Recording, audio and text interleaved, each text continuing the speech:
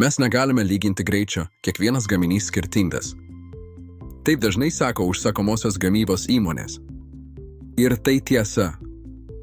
Vieną dieną viena detalė. Kita, visai kita. Greitai palyginti sunku. Bet yra dalykas, kurį palyginti paprasta. Ar įrenginys dirba ar stovi? Jei per dieną jis sustoja 15 ar 20 kartų po kelias minutes, tai nepriklauso nuo to, ar gaminys serijinis, ar gaminamas pagal užsakymą. Stovi, tai tiesiog stovi.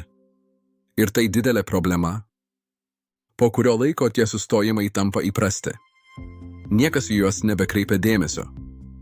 Klausimas iš tiesų yra labai paprastas. Ar tikrai problema ta, kad gaminiai skirtingi?